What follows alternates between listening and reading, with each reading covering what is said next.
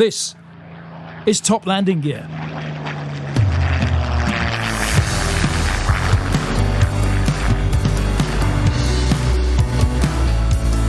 Cleared for takeoff.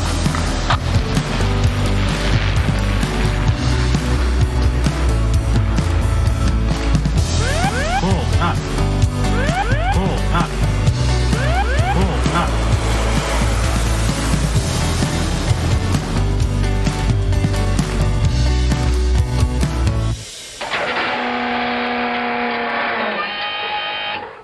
Hello and welcome to Top Landing Gear and our full FLAPS Battle of Britain special.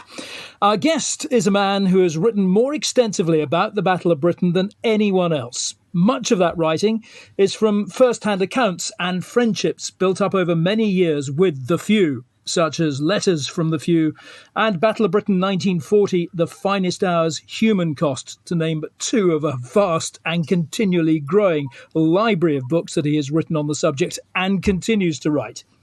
A Fellow of the Royal Historical Society, he is an MBE awarded for services to aviation history. Well, Top Landing Gear is delighted to welcome historian Dilip Sarkar. Dilip, thank you so much for joining Top Landing Gear for this Battle of Britain special. Pleasure. Thanks very much. Let me just introduce the team. I'm Rob Curling. I'm the sort of, the host, the professional here amongst this rabble. We've got Roy Stride, who's producing it all, who's our pop star from Scouting for Girls. There's James Cartner is our professional pilot. I say professional. I say pilot. And we've got Jeremy Curling, my brother, who's an agricultural fencer. It's a long story as to why he's on the podcast. We won't go there now. But Dilip, as far as you're concerned, I mean, you've written so prolifically about the Battle of Britain. What is it about it that has compelled you to write quite so extensively? Well, I think it's the old Knights champion thing, isn't it? With Spitfires and Hurricanes. I mean, it's how more exciting could anything possibly be to a schoolboy, which is when I first got obsessed with it. I mean, come on, we've all been schoolboys, haven't we? And Some of us still are. Indeed, still are quite. So you're growing up in the 1960s. And the war is omnipresent. So you can't get away from it. Your grandparents have been in it. Your teachers have been in it. Your neighbours have been in it. It's a relentless barrage of war toys for boys, Airfix models, Action Man, Johnny Seven, all this stuff. Relentless barrage of war films, The Dam Busters, Reach for the Sky, Angels 1-5, 633 Squadron. You can't get away from it. And my uncle made model Spitfires, big flying models, So there's always been a Spitfire, a Hurricane, or a Messerschmitt, or a Focke-Wulf around somewhere. And so like everybody else, it started as a schoolboy's passion. Let's not forget all of the jingoistic comics that we used to get bombarded with. Valiant, Victor, Yes. Warlord, Commando, all this stuff, Eagle. So I was absolutely obsessed with it all. Yeah.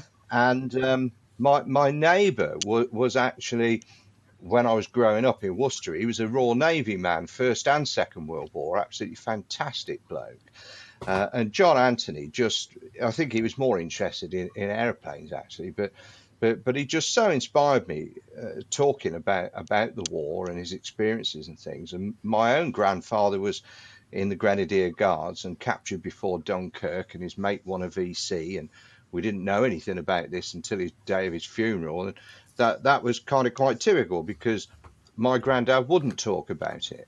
So I kind of sensed when I was very young that there was a bit of a juxtaposition going on here, that I thought war was incredibly glorious and a tremendously exciting and inspirational thing.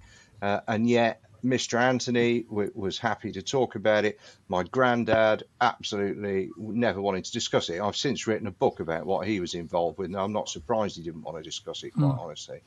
But that was sort of how it started. And then when I was 8, the Battle of Britain film came out, and I'm sure those of us who are old enough to remember, because it was the film's 50th anniversary last year.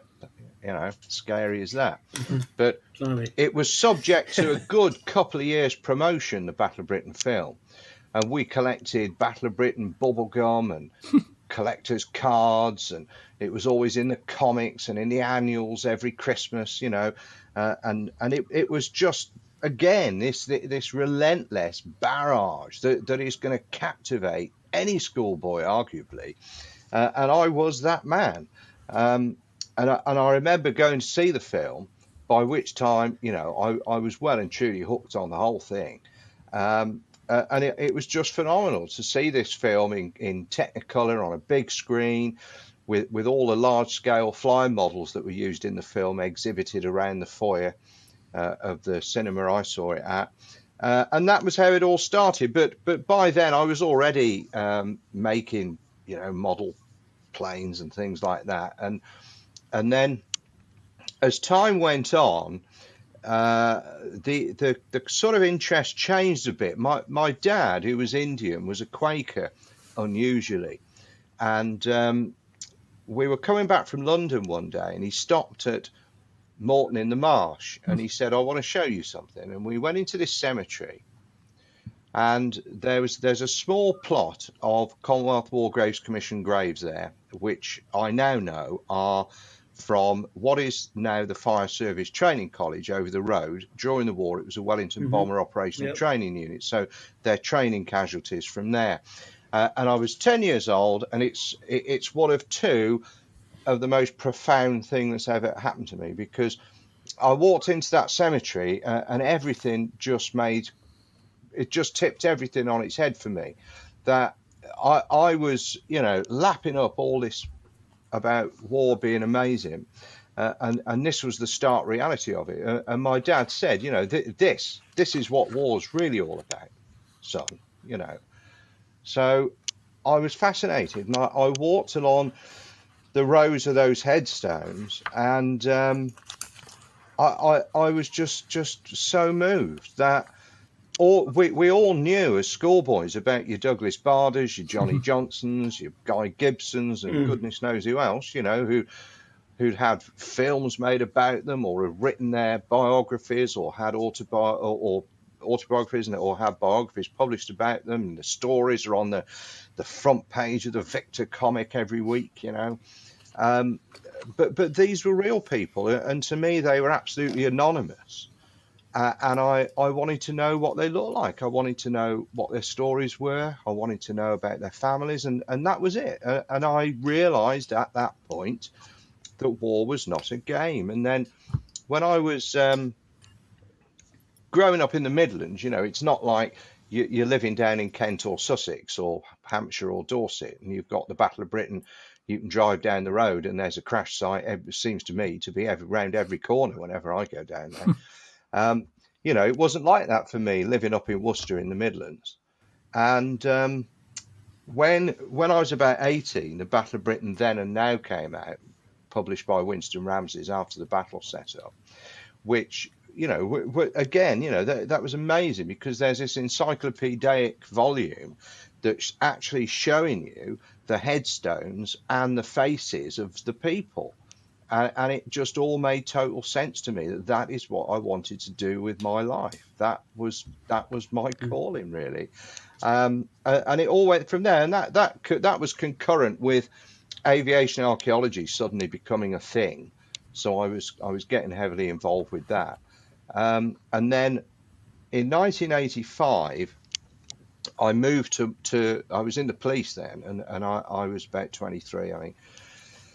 And moved. Sorry, Dylan, was this as a hobby at the time, or were you making a living doing this? No, this is a hobby. I'm a police officer at this time, and I moved to work in Malvern, and a friend of mine, Andy Long, I bumped into, and he said, "Did you know that there was a Spitfire crashed just outside Malvern?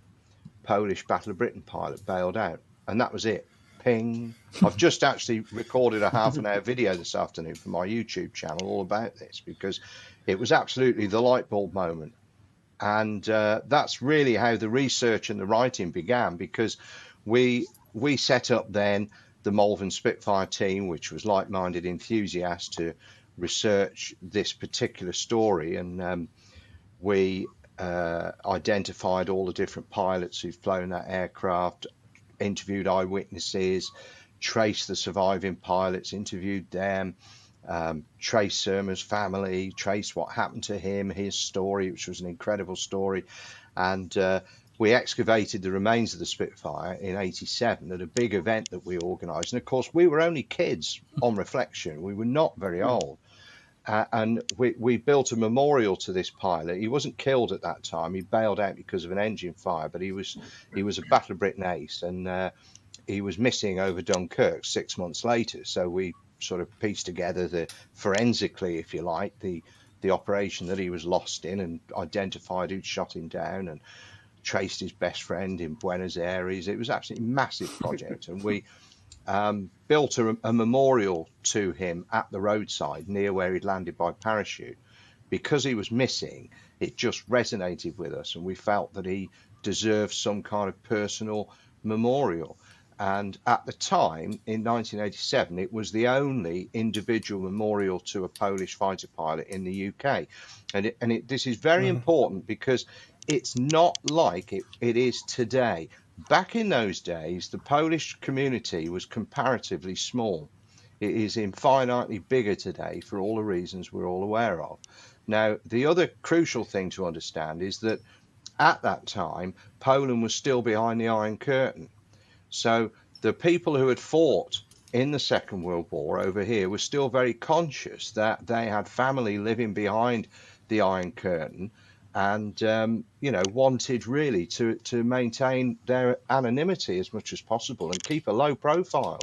So trying to get information about the Poles was difficult. Communication with Poland was erratic, and had to be done largely through the post. And then you've got the language barrier, and it was really difficult. But they so appreciated what we'd done, and they couldn't believe actually that anybody was even remotely interested in the Polish side of things and what they had done. And when we built this memorial, it was unveiled by squadron leaders Gandhi Drabinsky and Ludwig Martel, both of whom had flown Spitfires in the Battle of Britain. It was absolutely incredible, it really was. And it just paved the way because of that project. Everything I've ever done came from that, because within that project, you've got the history of an aircraft, you've got the history of surviving pilots, you've got the history of casualties, everything. And the forensic analysis of air battles and so on and so forth. And nothing has really changed except for the fact that the eyewitnesses and the survivors are dead now. In terms of its significance historically, Dilip, how big a deal was the Battle of Britain? So there isn't a Battle of Britain. Hitler walks in here and the country is taken over by the Nazis. What's going to happen then? Who's going to stand up to Hitler? So do you think that the domination of the air definitely prevented Sea Lion taking place? Is that? Oh, no question. I mean, you look at Operation Overlord, the massive planning that went into that, and the air operations, which are absolutely immense. Air power is everything. Let's absolutely be clear on that. Air power is everything. What won the Battle of France? It wasn't panzers, it was air power. It was total German domination of the battlefield by the Messerschmitt 109. Simple, proven fact. So we can have all the arguments under the sun about the fact that Hitler, any attempt to invade England was an unexpected opportunity. It was a lash-up job. It certainly lacked the years of experience and preparation that Overlord, boasted. But at the end of the day, if they'd have been able to come over here, they would have been here, wouldn't they?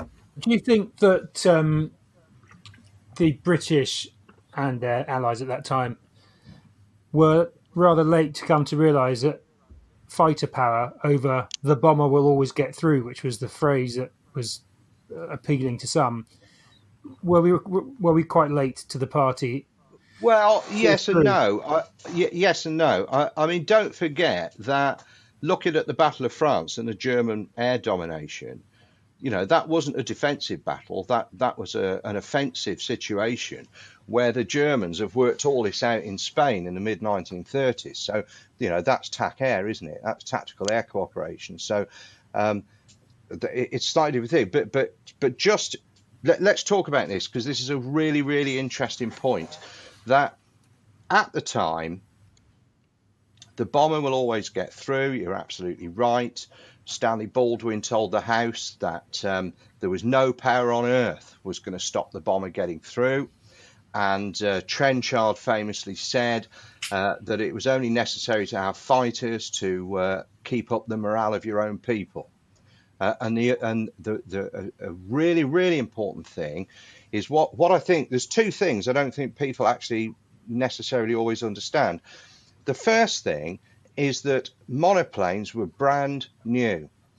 They were nothing like the biplanes that the RAF had been equipped with up until 1938, the Gauntlet. So we've got open cockpits, biplanes, comparatively slow, fixed undercarriage, and then suddenly you've got the Spitfire and the Hurricane, which are fast, maneuverable monoplanes with enclosed cockpits, retractable undercarriage, and 8 machine guns. They are, absolutely state-of-the-art things. And it's a quantum leap, isn't it, between a Gauntlet and a Spitfire or a Hurricane, So they're very new, and nobody has yet been to war in these things except the Germans. So the Germans go to Spain, work it all out with the ME 109. They are leagues ahead of everybody else, and we are still clinging on to this.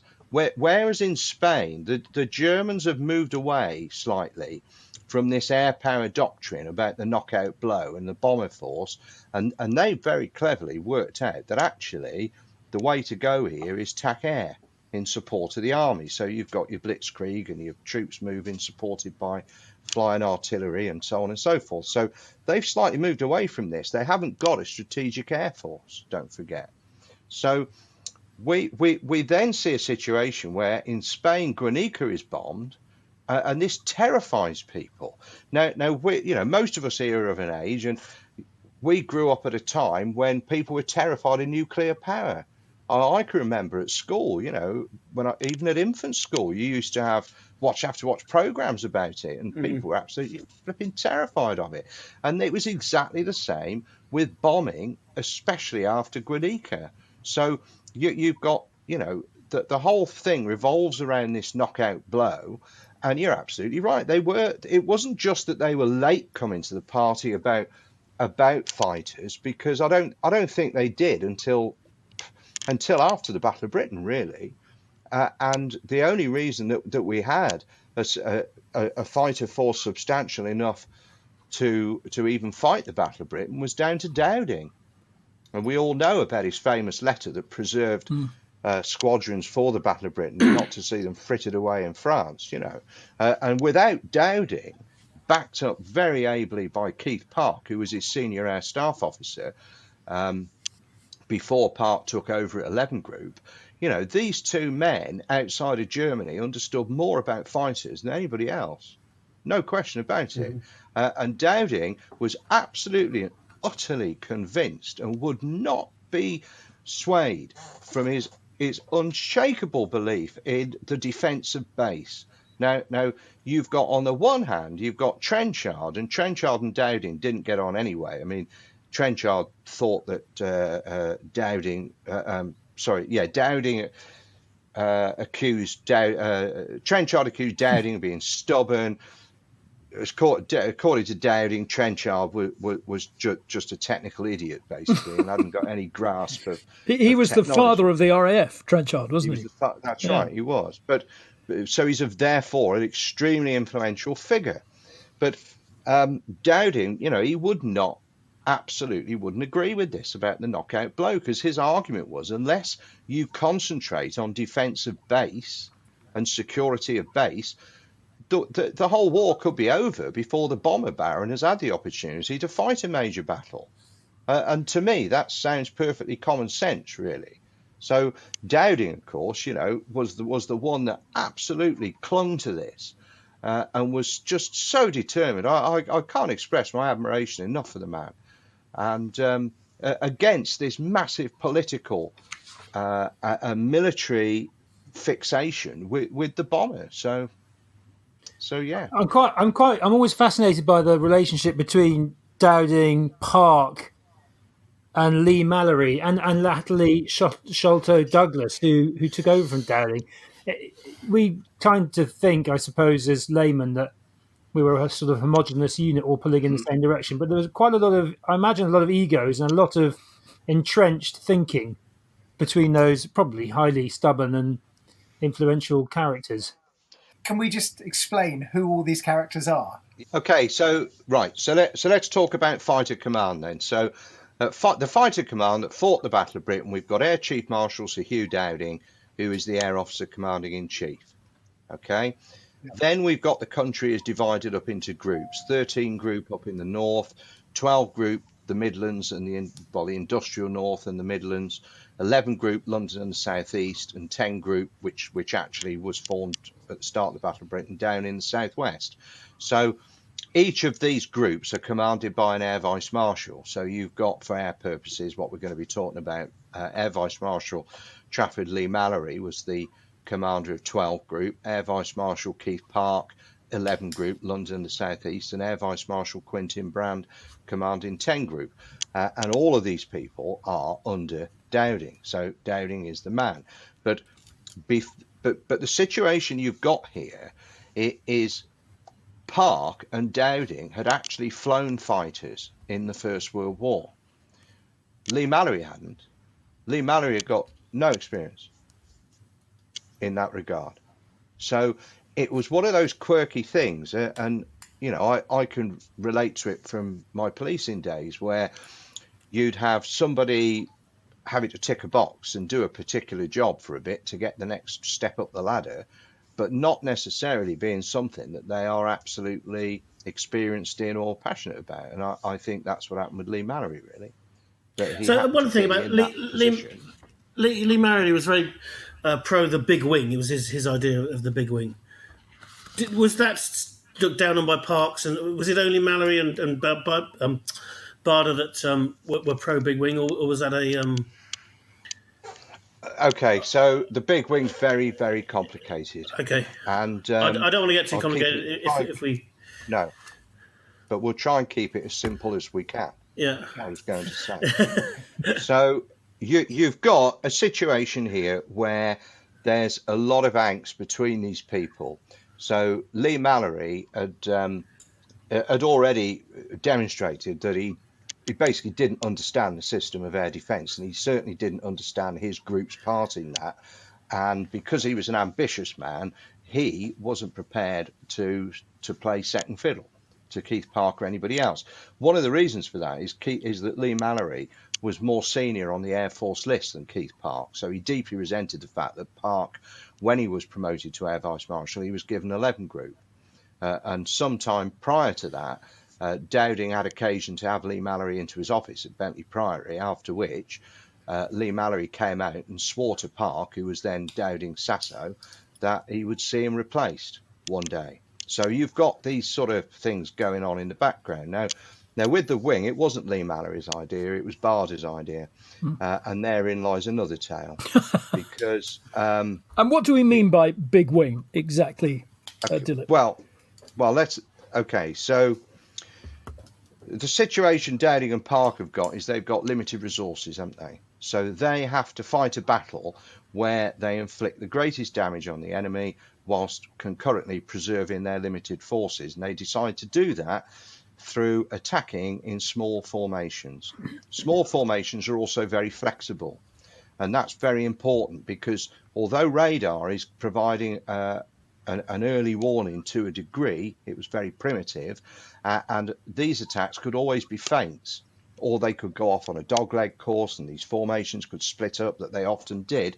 So the whole thing, from a defensive perspective, needed to be flexible. So we didn't want these great formations of aircraft. It just doesn't work.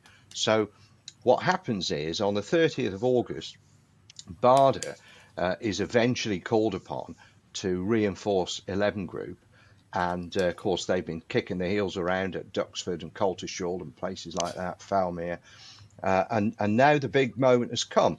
So Barder's leading 242 Squadron, and he's not been back in the Air Force very long. He's only returned to the Air Force 6 months previously to operationally to join 19 Squadron in February 1940 and learn to fly Spitfires. Now he's flying Hurricanes. So they sally forth and intercepts a German raid on Hatfield. And well, it's just chaos, really. I mean, the amount of claims made by 242 Squadron, well, and this is political. These are Canadian, so it generates signals of congratulation from the Canadian government and the Air Ministry and so on and so forth. And Barder, and this is his first engagement with a mass German formation. Of course, Barder then writes a paper expressing the view that had he had more airplanes at his disposal, he would have executed more damage on the enemy. So this is where the big wing idea comes from now. The whole argument is that small flexible formations are not the way to go, and big wings of 3 or 5 squadrons of aircraft, so that's up to 60 airplanes, that is the way to go. This is totally contrary to the system. And what we now know is that incredibly, when Barder is writing this paper that 242 Squadron were on their own attacking these German bombers and so on, and that therefore if he had more fighters there would be more damage inflicted, that wasn't true. There were squadrons from 11th Group engaged at the same time in the same action, 1 squadron and treble 2 Squadron. So frankly, the whole thing was flawed right from the outset, and that is because the great Douglas Barder is actually inexperienced in modern fighter combat, but he has got this incredible personality, and well, I mean, people just couldn't deal with him. So it's Barder's idea. Barder propounds this theory as a means of getting 12 Group into the battle, and himself in particular.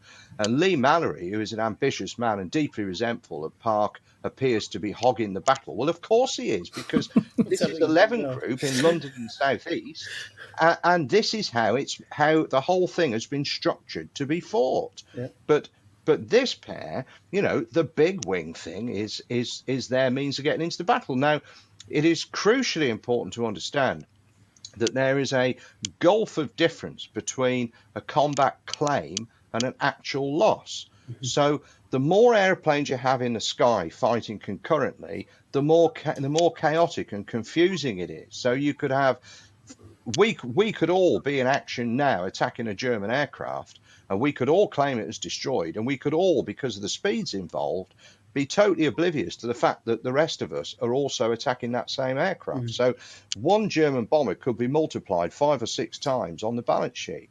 Now, with the big wing, without a great deal of checking, if any, quite honestly, all of their claims, which were for God knows how many airplanes, that they were accepted. Mm. So if you look at the difference between claims, you've got 11th Group claiming a lot less, and the big wing knocking them down like skittles. Well, you're going to think, well, blimey, they've got something, these big wing boys, haven't they? This is obviously the way to go. Yeah. What we know now is that the 11th Group claims were far more accurate, offset against the actual German losses, and that on occasions the big wing overclaimed by at least 7-1. Gosh, blimey. So there is no question whatsoever. And if I mean, it astonishes me that the big wing thing even literally got off the ground, because you've only got to do simple schoolboy maths over time over distance, and the Germans are on the way home. Because it takes so long to form up, you mean? No, that's a fallacy. Oh. They didn't form up. They took off from the Hurricanes, took off from Duxford. Barder just pointed his nose in the direction of the action, and everybody else had to keep up with him. And then the Spitfires came from Falmere, which obviously were faster. They'd all catch up. But time over distance, trying to get there, the Germans have bombed, they've gone home. Yeah. So what's happening now, and this is also important to understand. I know we didn't want to get into the big wing in detail, you said there, James, but, hell. We're there now. It is complicated stuff because, well, we are. People don't understand either the rudimentary communication. So with the TR9D radio set, pilots in a squadron could talk to each other. and they could talk to the ground controller, but they couldn't talk to other squadrons. So the communication thing, it's really a convoy. This big wing thing, it is, and it was, Park used this system over Dunkirk to get large numbers of fighters to the French coast. They travelled in convoy, and then once they were there, they were on their own, as squadrons or whatever. So that what I'm getting at is very often what happened was Barder would ignore the controller's instructions because he, of course, knew best, and he'd go on what were essentially free roving fighter sweeps over Kent with between 36 and 50 aircraft. And suddenly the Observer Corps have got this unidentified formation in the air, and it's throwing the defences into utter confusion. Wasn't it regarded in the end, though, Dilip, that in fact both systems worked? I'm sure, in fact, in your book, Letters from the Few, I think it was George Unwin, Grumpy Unwin, who wrote that, in fact, in the end, it was realised that both systems actually played their part. Yeah, well, they didn't. I mean, well, no, because you're right in what you say. You're right in what you say. And how can I explain this? I mean, you can have a perception about something, as George did, but just because you were there, it doesn't mean it was right. And George, to be fair, was not aware of all the subsequent research and analysis that's gone on about the big wing that proves beyond doubt that it didn't work. And I will put to you that in January 1941, by which time Lee Mallory had taken over Park's job, he held a paper exercise simulating a raid that had actually come in on Biggin Hill, I think it was, during the Battle of Britain, to prove that his big wing worked in defence. And the big wing hadn't even got off the ground by the time the Germans had bombed the place and turned round again. So, I mean, no, that again is, people used to write that a lot in the 70s and 80s, that they were both right. Lee Mallory was right in 12 group. Lee Park was right in 11 group. No, it's not. It's rubbish. And we've come a long way since those days in terms of research, you see. History is a science. It's an ongoing process because interpretations change as more information and more accurate information comes to light over time. So that's where we are now. The big wing ended up taking over because of political reasons. Dowding and Park had made too many enemies, and while they were getting on fighting the Battle of Britain, other people were feathering the nests in the corridors of power, weren't they? And George Grumpy Unwin, we should just say, was far from grumpy, wasn't he? He was a Spitfire pilot. I think became a wing commander, didn't he, in the end? Oh, George was fantastic. Yeah. He was absolutely amazing. Yeah. I mean, they all were, but George is a particular, he was always a particular friend of mine. I mean, I mean, he was one of the most aggressive Spitfire pilots in the Battle of Britain, and he was quite a little guy, really, George, and a miner's son from Yorkshire who had the good fortune to go to grammar school. And we're talking about Trenchard earlier. Well, I mean, George joins the RAF as a clerk and ends up a fighter pilot. How is that? That's because the 1936 expansion scheme, where Trenchard actually comes into his own and does a number of far-sighted things, one of which is to allow a small number of serving airmen to become pilots. And the idea is that they can fly for a certain period of time, I think 4 years, I think it was, and then revert to their original trade. So that's going to increase the establishment of pilots, and it's also going to increase the reserve when they've gone back to their original trade. There's an increase in the reserve of trained pilots. So George was one of those who capitalised on that and became a pilot, and it's a good job he did. Dilip, you'll be pleased. I hope you'll be pleased to know that I've just started reading your book, Battle of Britain 1940, The Finest Hours, Human Cost, and I've just got to the part where you're talking about the number of Royal Air Force volunteer reserves coming in on exactly that scheme. It's fascinating. I had no idea about that. Yeah, I think that for me, I'm not just interested in the combats and the bombs and the bullets. I'm interested in the whole thing. I'm interested in the social history side of this. the political history side of it, and what's happening in the Royal Air Force, this expansion scheme and the opportunities that the war gave ordinary people the chance to fly, it is phenomenal. You look at we're talking now about the volunteer reserve. You're looking at a very strictly hierarchical and delineated society. So these people would never have got the chance to fly, grammar school boys, if it wasn't for the expansion scheme and the war. So the volunteer reserve was an amazing, great industry. In the Battle of Britain, sorry, as it stands, from day one, was there ever a chance that Germany could have won it? The Germans actually achieved aerial supremacy for a short period in October, but it was too late then, because Hitler had stood down the invasion opportunity in September. The weather had really turned. And it's a funny old thing, the Battle of Britain, because officially begins on the 10th of July. Why is that? Nobody knows, because the fighting actually started on the 2nd of July.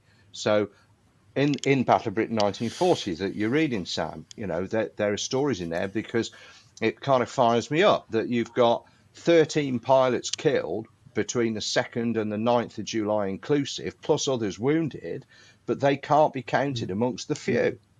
So that doesn't quite seem right to me. Then you've got the end date is the 31st of October. So we're all sat outside at dispersal, and it's AKA Battle of Britain film time, and all of a sudden the Germans are not coming. And Sam's going to go out and throw up when the telephone rings and all this, and it's just nonsense, because it didn't happen like that. So at the when should the Battle of Britain finish? Well, you could argue that September the 15th was the climax. Hitler calls off the invasion September the 17th. So any fighting from the 17th of September onwards is not being directed towards the objective of an invasion. So arguably, the Battle of Britain's over by the 17th of September. But the fighting continued. The Germans are bombing by night. I mean, German historians argue, well, there's two schools. One say there was never a Battle of Britain in the first place, and the other school says that the Battle of Britain didn't finish until May 1941, when the night blitz concluded, and they went off and invaded Russia. But in terms of the fighter war, September, after the climax, the Germans are very clever, because Keith Park knows that these fighter sweeps that are coming in very, very high for those types of aircraft, they're coming in over 30,000 feet. And unless you put another fighter up there to intercept them, all they're going to do is waste petrol. So just let them get on with it, So the Germans, then realizing this, they stick fighter bombers in the formation, and on the 18th of September or 20th of September, all of a sudden there's a fighter sweep coming in over London that's being ignored, and bombs start exploding in central London and Piccadilly. And from that point onwards, no German incursion could be ignored, because they never knew when these fighter bombers were going to be included. And it was at that point that all of the Spitfire pilots, particularly, because they were the ones fighting up at high altitude, they remember that period of late September and October as being the most exhausting time, because the amount of high flying, very tiring patrols they were having to fly. And it was at that point that the 109 was a fantastic airplane. Those German fighter pilots knew their business. And when they were most effective, when they were able to range freely, Freihunter, these free range fighter sweeps, with their own initiative, not be shackled to the bombers. And it was at that point in October, when they were flying these big fighter sweeps, that they did achieve ascendancy over a period of time. But it was too late. Do you feel that these sort of arbitrary dates of 10th July to 31st of October rather leave out vast sections of the RAF and the ground crews and fighter command and bomber command? Because bomber command were involved. I think I've just read Guy Gibson's book, and he would have said he was involved with the Battle of Britain when they were bombing the barges, the invasion barges for Operation Sea Lion. So do you think those arbitrary dates, I think prescribed by the War Office or something, leave out? Well, yeah, no, I quite agree. It's something I feel quite strongly about, actually, because so the qualification for the Battle of Britain bar to the 1939-45 Star is for a pilot or air crew to have flown at least one operational patrol between the dates with one of the 71 or 72 accredited fighter command units. So that totally excludes immediately everybody else. So you're absolutely right. Bomber Command was involved in hopping over there and beating up the barges around Boulogne and Calais and so on. So that they're excluded from this. And yet, when Churchill made his famous speech on it, that was broadcast on the 20th of August, when he said, about never in the field of human conflict and the few, I mean, he wasn't just talking about fighter command. So it's a bit of an anomaly, really. Now, I've always tried to write about the ground crew, and I mean, in Battle of Britain 1940, there's the story of John Joseph Jackson, who was a fitter on 610 Spitfire Squadron at Biggin Hill, killed when Biggin Hill was bombed on the 30th of August. And in Letters from the Few, there's Ray Johnson there, who was an armourer with 152 Squadron down in 10 Group. So, I've always tried to make sure that these people in background roles are absolutely essential to keeping fighter command operational. They shouldn't be ignored. Now, some years ago, probably about 25 years ago, I would think, near enough, I remember having a conversation with Air Chief Marshal Sir Christopher Foxley Norris, who was then chairman of the Battle of Britain Fighter Association. Now, the Battle of Britain Fighter Association is the few themselves. So it's currently the most exclusive club in the world because it's only got one member. Yeah. But at the Fewer time, getting fewer. Yeah. indeed. I at the time, I mean, it was amazing because I mean, I was invited to the annual reunions at Bentley Priory. So, I sat down and dined with over 100 Battle of Britain pilots at the time, which is unimaginable today. And we didn't take photographs so much in those days either, because photography, it was sort of intrusive. Not like today. You'd be there, wouldn't you? Come here. On the TikTok. Wouldn't you? And it'd be on Facebook.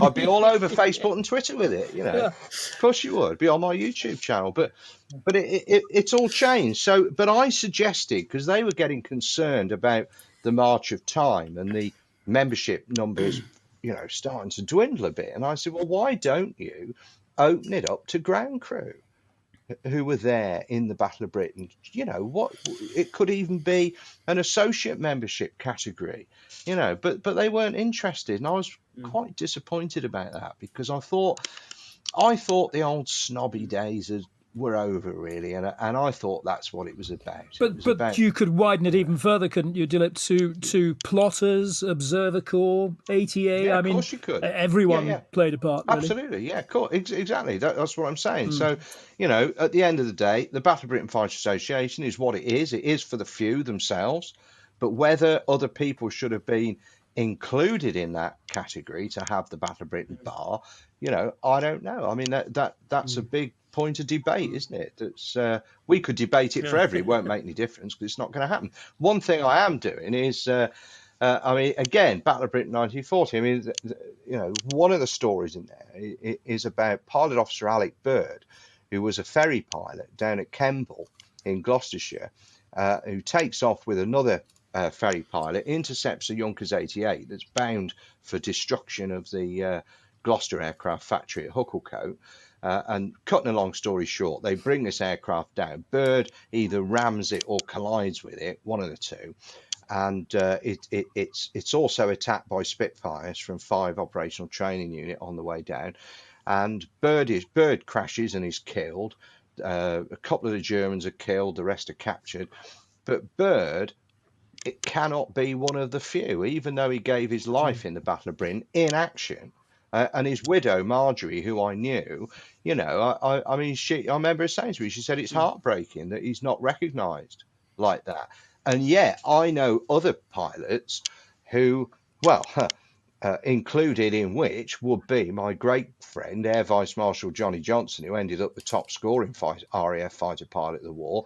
But in fairness, Johnny, saw no action in the Battle of Britain, but fulfilled the qualification because he took off to intercept an X-ray with Copy Dundas and landed again, and that's that. So there you go, Johnny. There's your membership card. Happy days. But then other people who were killed because they weren't with fighter command units, it's not right, is it? So I'm talking to the Battle of Britain Memorial Trust at the moment, because down at the National Memorial Site at Capel-le-Fern, that is absolutely, it's a shrine, isn't it? It is what it is. It's the National Memorial. It's a wonderful place. Whilst you can go up the road to the Kent Battle of Britain Museum at Hawkinge, and you can see the remains of over 700 aircraft crashed, shot down in the Battle of Britain, and God knows what else, at Capel-le-Fern, it is the National Memorial Site. It's hallowed ground. And I'm talking to the Trust, and we're having positive discussions, because I think there should be something down there to remember these other people that Rob's talking about that were involved. And, like everybody, what about policemen, firemen, ambulancemen? The list is endless, isn't it? In the book there's the story of the bombing of the Supermarine factory in Southampton, and you've got 14-year-old Douglas Cruikshank, who's a handy lad in the factory, and 19-year-old Peggy Moon, who's a typist, and they're amongst 40-odd, I think it is, who are killed when the workers are trying to be evacuated from the factory into the shelters at Pear Tree Green, and the shelters are hit, and I found those two graves in St Mary's Extra Cemetery in Southampton, quite tatty and overgrown and forgotten about. Trace the families, no photographs of them, not one. So you think those are two people who lost their lives in the Battle of Britain. They were making a contribution. They were working at Supermarine, producing Spitfires, and yet their likeness is lost to history. I was thinking, it's so sad, isn't it? So you're right. I don't know what the answer is really, to try and give some. I think we know, we that know, we appreciate the whole effort, don't we? Dilip, just on the subject of Bomber Command, the turning point, it seems, in the Battle of Britain was when Hitler decided to direct his attacks towards London and away from the airfields. That's what seemed to save the RAF. But how much of that was in response to the bombing of Berlin just a few nights before, or was there really no relationship between those two events? Well, people say there is, but and I'm sure there was. I mean, Hitler and Goering particularly had egg on their face, didn't they, with bombs going off on Berlin? So, from a propaganda perspective, that they needed to retaliate. But there was more to it than that, because all of this time, one thing to remember is that the Luftwaffe suffered from very poor intelligence throughout the Battle of Britain. They really did. They didn't understand the system. They didn't understand the radar. They didn't understand Dowding's rotation system of bringing squadrons, moving them up north to rebuild them and then bringing them back down south, and this rotation system that ensured, a constant strength in the combat zone. So they genuinely thought that they'd weakened our they did. Squadrons. They did. Yeah. So that's a very important thing about the big wing, because if the big wing did one thing, it crushed the morale of the German bomber crews on Battle of Britain Day, when Bader sallies forth over London with 60 fighters, and also put heart into the hard-pressed 11 Group pilots as well, to be fair. Oh my God, here's Douglas Bader, the massive RAF legend, turning up over London to sort everybody out. Look at him, he's got no legs, and he's absolutely doesn't give a monkeys, with 60 pilots behind him. I mean, absolutely, how inspirational is that? Yeah. Absolutely fantastic. Dilip, do you think the Dowding system of radar, and maybe you could explain a little bit more for our listeners about that, and how effective it was versus the German Würzburg system? Because I've just finished listening to an audiobook about Operation Biting, which is absolutely fascinating, 1942. Brilliant story, which I had never heard of. Yeah. It appeared to me that the German system of radar, or RDF, or AIMS, I think was also called here, wasn't it? Was well in advance of our own system. How big a part did one play against the other in terms of the Battle of Britain? Well, when we're looking at German radar, you're looking at some months down the road from the Battle of Britain. So the Germans didn't have radar set up along the French coast or anything in 1940 when we're fighting the Battle of Britain. It just didn't happen. So there's really no comparison to be made between the radar systems in the Battle of Britain. But the radio direction find in RDF, it was miraculous, but it was primitive.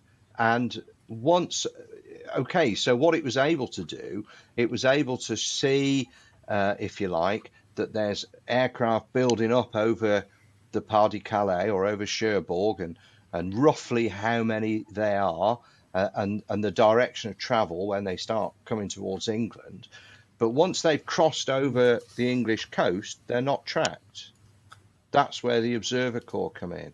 So that's a real limitation of radar. And it was one of the reasons why, the night bombing was so bad, because once they crossed in, you've got no visual track. They've gone. So it was very primitive. But again, this goes back to Dowding, who is, before he takes over fighter command, he's the air member for research and development. So Dowding, who is a technocrat, he has a great technical mind. Dowding recognises the benefit of integrating radar into the system, and that's quite a brave thing to do, because it's a bit of a unknown science, isn't it, at the time? Plus, it's Dowding who also commissions the specification that became the Spitfire and the Hurricane, because he recognises the advantages of single-engined monoplane fighters. So, all of this keeps going back to Dowding, whether it's radar, whether it's aircraft, no matter what it is, really. On the Hurricane and Spitfire, what are your thoughts on both planes? They're brilliant. What else do you want to know? Well, I've been looking at some of your many books, and there was one book which I think came out in 2013, which is one of your ones, which talks about the superiority of the Spitfire over the Hurricane, which I think we're agreed on in many ways. But I think I may be doing a great disservice, but it almost said that the Spitfire could have won the Battle of Britain single-handedly. I'd love you to elaborate. Yeah, well, I mean that's true. I mean, if we'd have been totally Hurricane equipped, the outcome would have been different, and that's just because of one thing. It's because the Hurricane didn't have the high altitude fighting ability that the Spitfire had, and the 109 was a high altitude fighter. The 109 was coming in very, very high up, and in fighter combat there are two things that are important: height and sun.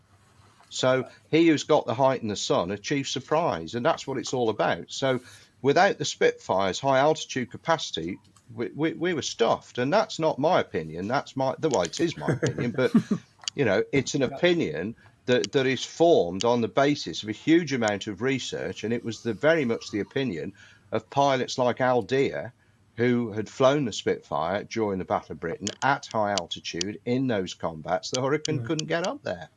Now, I mean, I love the Hurricane. I mean, let's be fair. I mean, there were 2/3 more Hurricanes in the Battle of Britain. So, therefore, I have had to do with a lot more Hurricane pilots than I have Spitfire pilots in the Battle of Britain. I mean, it stands to reason, doesn't it? So, the Hurricane's a tremendously iconic airplane, I think. But I don't agree with all of this that the Spitfire walked off with the glory and it didn't deserve it. It did. And that's the bottom line. It did, because of the high altitude capacity. By the same token, isn't it also agreed that you couldn't have won the Battle of Britain with just Spitfires? You could turn around a Hurricane and repair it a lot more quickly than you could a Spitfire? No, I don't think so. It's also a fallacy about the Spitfire being more difficult to build than the Hurricane, and that's why there were less of them. It's just not right, because the reason there were less of them at the time is because Supermarine was a comparatively small factory, and it didn't have the capacity to produce the numbers that the Air Ministry required. So until Castle Bromwich and the Nuffield scheme came about, there wasn't a facility to really mass produce the Spitfire. And the Castle Bromwich factory nearly was a disaster, practically, wasn't it? With industrial relations and fallings out, and it almost never happened, I believe.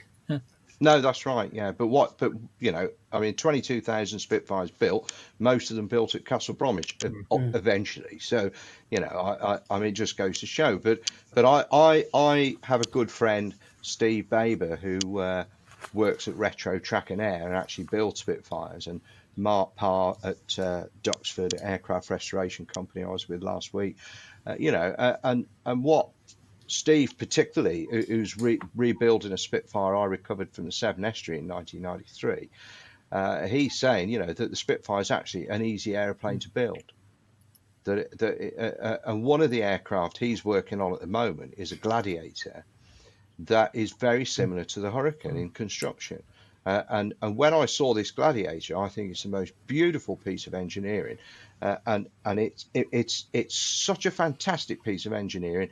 It's a shame that it's going to be covered in fabric to hide it. To hide it. But if you look at the difference between the Spitfire, it's so simple. It's just formers and aluminium sheeting. And then you look at the Hurricane, you got all these bracing wires and tubes. I mean, come on. It's a geodetic design, wasn't it? Well, that was the old Wellington, that was, I think. Yeah, that was the Wellington was geodetic. Yeah, but it's similar, isn't it? It's tubular spars and bracing wires, fabric covered. And look, people say about the Hurricane, it was able to absorb more damage from the Spitfire. Well, let me tell you, I've got loads of photographs of Spitfires that have been absolutely shot to what's it, and they've still got back. So, I think that sometimes you can have what is a myth that becomes accepted into history, into our consciousness, and this is what it is. And people, when you're dealing with, see, now I was a detective by profession. And I'm only interested in facts.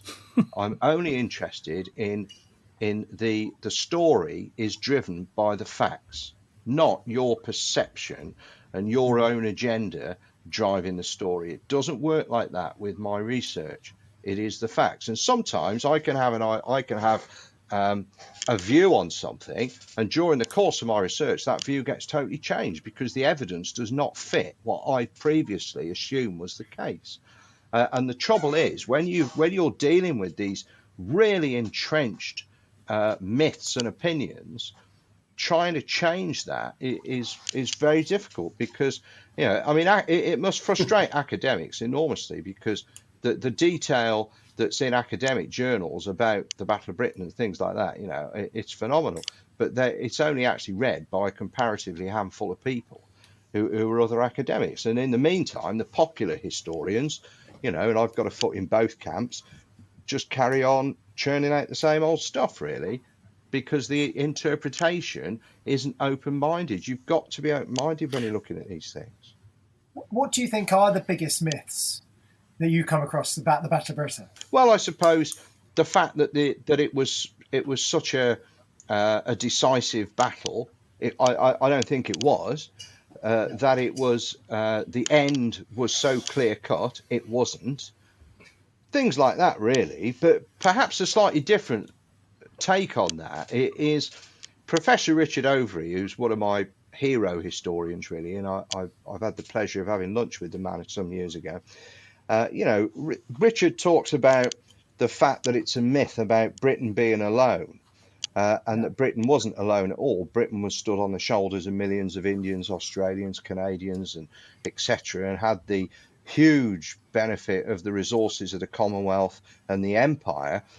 So therefore, Britain being alone is a myth. I don't agree with that, because whilst everything Richard says there is absolutely right, when it comes to those 16 weeks in 1940, it was only the British people who were under the bombs, within range of the German bombers. And in that sense, Britain was alone. In that sense, Fighter Command was alone. So let's get it right, shall we, people? I mean, it does get me a little bit that as a society, especially today, we have a tendency to want to denigrate things from the past. And, and there was a lot wrong with that society. I mean, there was. But such as there being a bar on coloured people serving in the Royal Air Force before the war. And that's actually written into legislation. It's all part of the biography I've just done of Sailor Milan. which is all quite shocking. And today we would think that is wrong, quite rightly. But I mean, there are so many things to research and so many things to look at, and myth is a fascinating subject all of its own. Sailor Milan is an interesting topic for a book. He was quite a controversial character, I think, wasn't he? From South Africa, flew Spitfires. I think it's represented by Robert Shaw, wasn't he, in the Battle of Britain film? Yeah, well, Robert Shaw got it completely wrong, and well, he did. I mean, Milan's family have never been happy about that portrayal because. And again, I am talking to you as somebody who is only interested in evidence and who's just written this 120,000 word biography of Milan. So I have looked at it in some detail. Yeah. And the evidence that comes through is actually, I think Robert Shaw was getting confused with Douglas Bader.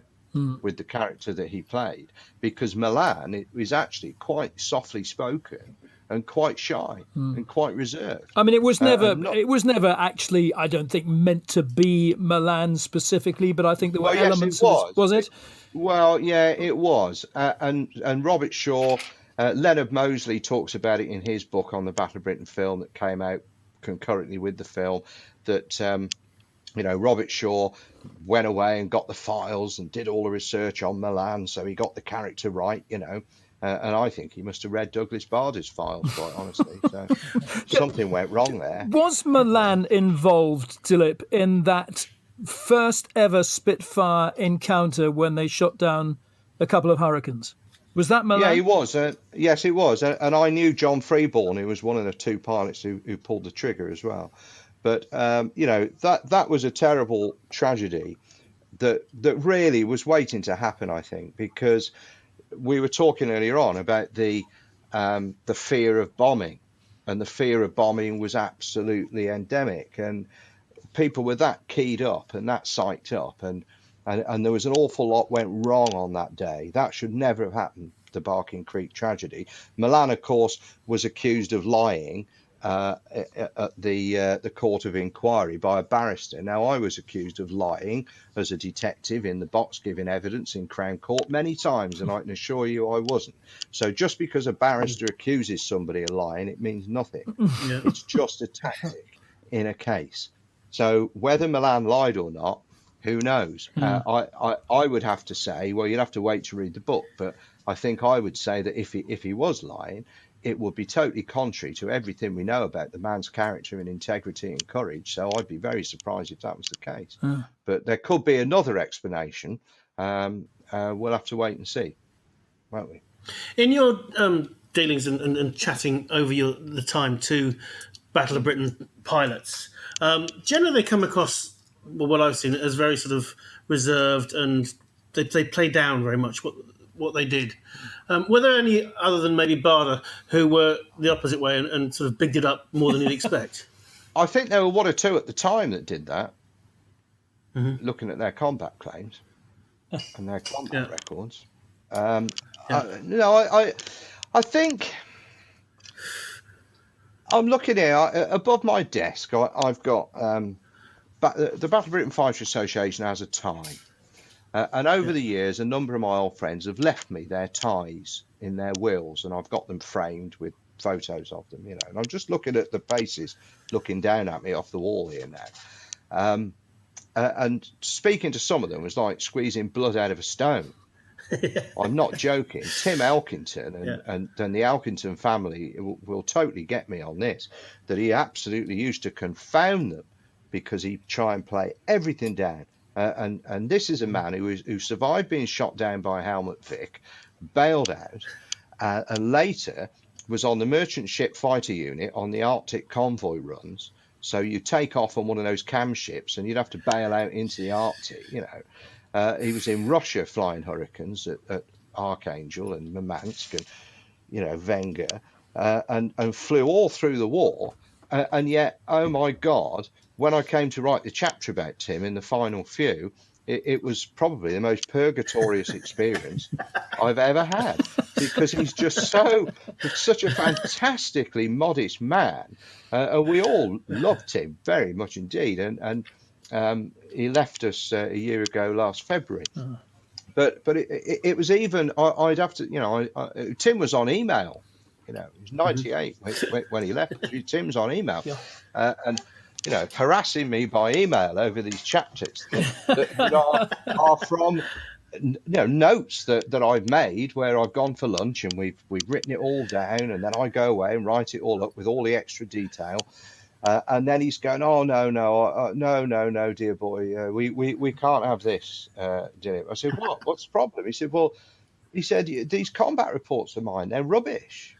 He said, he said I was pilot officer idiot. He said, I didn't know what was going on. I didn't know what was going on. He said, I probably made, I know that yeah, I probably made, He said, I don't know. He said, oh, no, I don't want this. But I'm going, but Tim, this is what happened, and it's in the public domain. Oh no, we don't want people reading this. It's no. We stuck him in anyway. But unbelievable. And yet there was one particular pilot who should remain nameless, who I have written about in the past, and I was a bit suspicious at the time, and have since checked out a few facts. And the facts don't stack up really, but his stories were fantastic. And he was such a superb ambassador for the few that it is a real pity that he wasn't actually an ace combat pilot, because he could talk forever about it. But some of the stuff he came out with, I used to think, no, that's not right. Oh, what a shame. So, yeah, I know. But, hey ho. Fantastic. But he was there. He was one of the few. I think he just exaggerated slightly, but all good stories, you've got to have a bit of exaggeration. Who are your favourites? Because you got to meet and become friends, I suppose, with so many of them. Did you have favourites or favourite stories? Or well, it's difficult, isn't it? I mean, I'm not a sycophant, and I don't. In my sort of professional life, I mean, I've seen the best and worst of people, and I don't think that just because you're a Battle of Britain pilot that makes you a saint. That would be absolutely ridiculous, But by the same token, I found all of these men are absolutely wonderful people, and so sort of warm and welcoming. I absolutely never had any problems with anybody, and in the few, which is my day by day history of the Battle of Britain, I think there's first-hand accounts in there from over 100, which sort of gives you an idea of the numbers that I sort of knew. They were just great, really. I can't really pick anybody out because there are just so many. I mean, George Unwin, as I said before, I've spoken at a number of their funerals, and it got very depressing at one point, I must say. But I mean, George was a special friend for all kinds of different reasons, and people like Tim Elkington, who we were talking about, you see quite a lot of Tim because he didn't live that far from me. And Jimmy Jennings was another, and Bob Poulton I'm looking at on the wall. I mean, I've got memories of all of them, but I mean, a funny one really was Buck Casson. Buck used to come to.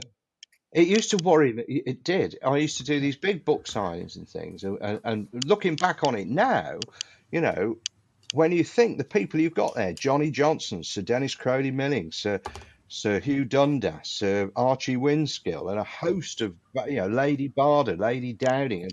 And, I can't believe we did those things now. Absolutely amazing. But what used to worry me was as these guys got older, they may well have been charging around the sky, shooting down German fighters and bombers in 1940 as 20-year-olds. But when they were well into their 80s, it did used to worry me that they were converging on my butt launches from all points of the compass behind the wheel of a car. And, it's true. And I remember in 94, I did a big thing at Westlands in Yeovil. And I was driving around Yeovil as Buck Casson passes me in his white Metro going the opposite direction, waving at me. not realising he's going the wrong way in a one-way system, and literally brought the whole of Yeovil to a standstill. And even afterwards, I think he was totally oblivious. So, in fact, another worrying thing on that was one day. I mean, this is going off tack a bit, but it is funny. When I look back, I had a chap ring me, and he said, "Look," he said, we're down at the fire station or somewhere. We've had this 1940s ball, and I've made this massive Heinkel bomber out of polystyrene and a Spitfire. Is it any good to you? And I said, well, I don't know, probably bring it round, and I'll have a look at it. So anyway, that afternoon, I got Johnny Johnson and Peter Brown, who was another Spitfire pilot, Battle of Britain, round at my house, and they were staying at a hotel in Worcester with Alfred Price, who was my great mentor and friend, because I was holding a Battle of Britain symposium or a Spitfire symposium the following day, something like that. So Johnny turns up at my place in his Range Rover. AVM1 was his cherished plate, AVM1, you see. Comes marching in, telling the kids to shut up, and everybody did, because it was like getting a visit from Darth Vader when Johnny came down. Just incredibly charismatic, Anyway, cutting a long story short, you see, so I said, right, well, we'll go to the hotel, Johnny. I'll drive so I can come back and you follow me. Yeah, right, he says. So off we go, and there's the others in Johnny's car, and we're driving down the Spine Road through my estate where I was living at the time. And coming this way is, of all things, a Mini with a 14-foot wingspan Heinkel bomber strapped to the roof. Right, I'm not joking, it's true. Right. This great big, it was quite a good model, actually. It's a wonder this Mini didn't take off. If it had done 60, he'd probably have been, over London. So I'm driving it, and I'm laughing at this thing, thinking, oh, my God, there's this Heinkel driving up the road here, and I'm being followed by the RAF's official top-scoring fighter pilot in World War II. How absolutely bizarre is that? Anyway, I get to the car park, you see, and I said to Johnny, what do you think of the Heinkel then? He goes, Heinkel? Bloody idiot. He said, what are you talking about? I said, didn't you see it? It's on this Mini. No, I never saw it. He says. The fighter pilot's eyes have gone. Yes. Worrying. So the kind of relationship that I had with them, it wasn't all, detailed, serious history stuff. That arose from it, yes, of course. But I also know, as a professional interviewer, as a detective, that, it's all about empathy and establishing a rapport with people. That's when you get the best out of people. So the reason that even, we're talking about Tim Elkington, and I am joking. He did used to drive the family to distraction because of his modesty, but we got there in the end with Tim, and this chapter exists, and that is not, it is possible to do that because of so many different things within a relationship that builds the trust and the rapport that allows you to extract that detail. So it's quite interesting. When I did Letters from the Few, it was a very emotional book, because I got my son James round to come up in the attic with me and help me get the archive down. And reading through those letters, they're all dead now. And they're writing to me about my kids and the birth of my kids and moving house and what's happening at work and their families and health issues and things that are happening in the world. It's just friends writing to each other. It's absolutely amazing, really. Yeah, as you say. And there was I, just the schoolboy, fascinated by the Battle of Britain film. Yeah. As you say, obviously, sadly, these people are not with us forever. How important is it, therefore, to preserve and display old aircraft to help tell the story? Oh, I think it's absolutely, that is the thing, isn't it? I can do my bit by, and other historians as well, by recording memories and providing the context to embed those memories in and create that record. But if there's one thing that is going to grab somebody's attention and inspire them, particularly a youngster, it's got to be an airplane, hasn't it? I was at Duxford a couple of weeks ago, and my partner bought us a flight on the Rapide with this flying wing to wing with the Spitfire. Yeah. You know, it was absolutely fantastic, and it was my favourite Spitfire as well, N3200. So that was absolutely fantastic, and just watching the aircraft there and watching the reaction of people, I think it's brilliant. And I think that the more Spitfires and Hurricanes that are put back in the air, the better. Have you had a flight in the Spitfire? No, I've got no intention of doing that. Because Jez has. I think he's been one, hasn't he? It was. Yeah, I go on about it ad nauseum, Dilip, so I won't go on about it. But I just must say, it was an extraordinary and incredibly emotional thing. As I bored these guys with it, but I'll tell you, as I got out, the pilot asked me, "How was that for you?" And I could not speak. I was no, I imagine, yeah. I think my view of it, and it's only a personal thing, you know. Those that have done it and enjoy it, fantastic, fill your boots. You know, it's just not for me, because my view of it is that the Spitfire, at the end of the day, it was a single-seater fighter, and it was the pinnacle of achievement for a generation of young men to sit in that cockpit and fly that thing, and they were supermen to me. And you know, a lot of them paid the price in training, not even necessarily in action. And I just don't want to sit in a two-seater and do it. It just wouldn't seem right to me. And that's just a personal view. I'm not, you know, or anybody else does. It's up to them. Just my personal view. And another reason is that to fly a Spitfire, you know, was every schoolboy's dream. And it was an unattainable dream. And I want it to stay like that. I want it to stay an unattainable dream. I don't want my bubble to be burst. So I've flown, you know, in Tiger Moths and Rapides, and I'm going to do the Harvard tail chase with the Spitfire. I don't mind doing that, but I don't think I will ever. I've had several offers to fly in them, you know, over the years, as you can imagine, but I've always declined. I don't know. I just don't. It's just not for me, really. Definitely. Brilliant. That's really interesting. Dilip, thank you so much. It's been fascinating to hear everything you've got to say. All your publications, I know there are more to come on the Battle of Britain. So we look forward, well, good luck with those. We look forward to those. Thank you. Enjoy your Harvard tail chase flight in the Harvard and Spitfire.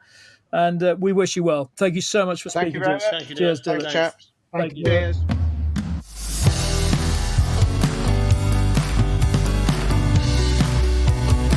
Well, our thanks there to Dilip Sarkar MBE. Well, coming soon on Top Landing Gear, our tribute to the wonderful Queen of the Skies, the Boeing 747 jumbo jet, and to the wonderful VC-10. And we've got lots more stuff planned as well, including a trip to Bomber County, where we'll be meeting the fast jet pilots of today, as well as those preserving our aviation heritage and historic aircraft. And do let us know any stories you'd like us to feature, and we'll try and make it happen. Remember, you can get in touch with us on Twitter, Facebook and Instagram at Top Landing Gear. And if you could just send in a question for James, that'd be great. That's info@toplandinggear.com, 2 Gs. You can also use our social media pages. Thanks as always for listening. Hope you've enjoyed it and that you'll join us for the next Top Landing Gear podcast. In the meantime, bye for now.